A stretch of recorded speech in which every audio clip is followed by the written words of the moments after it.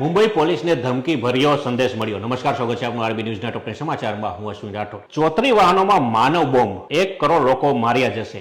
મુંબઈ પોલીસને ધમકી ભર્યો સંદેશ મળ્યો। ઉત્તર ભારત પૂરની ઝપેટમાં, પંજાબમાં 43 લોકોના મોત, દિલ્હી એનસીઆરમાં ભારે પાણી ભરાયા। એસબીઆઈ, બીઓઆઈ પછી બેંક ઓફ બરોડાએ આરકોમ અને અનિલ અંબાણીના લોન ખાતાઓને છેતરપિંડી તરીકે લેબલ કર્યા। પ્રધાનમંત્રી મોદીએ ઓણમ, મિલાદ ઉન નબી અને શિક્ષક દિવસ પર નાગરિકોને શુભેચ્છાઓ પાઠવી। અફઘાનિસ્તાનમાં છેલ્લા 24 કલાકમાં ભૂકંપના વધુ 7 આંચકા અનુભવાયા। અત્યાર સુધીમાં કુલ 2200 થી વધુ લોકોના મોત।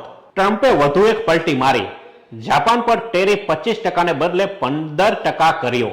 યુએનમાં ભારતનું મોટું નિવેદન, કહ્યું યુક્રેનમાં નિર્દોષોના મોત અસ્વીકાર્ય, સંઘર્ષનો અંત દરેકના હિતમાં। નેપાળમાં ફેસબુક, ઇન્સ્ટાગ્રામ, ટ્વિટર, યુટ્યુબ સહિત 26 સોશિયલ મીડિયા એપ પર આજથી પ્રતિબંધ। ટ્રમ્પે કહ્યું, આપણે ભારત રશિયાને ચીન સામે ગુમાવી દીધા, તેમનું ભવિષ્ય સારું રહે। ગઈકાલે કહ્યું હતું કે ભારત પર ટેરિફ લાદવો જરૂરી। 26 દેશો યુક્રેનને સુરક્ષા ગેરંટી આપશે। યુક્રેન સરહદ પર ઇન્ટરનેશનલ ફોર્સ તૈનાત કરાશે।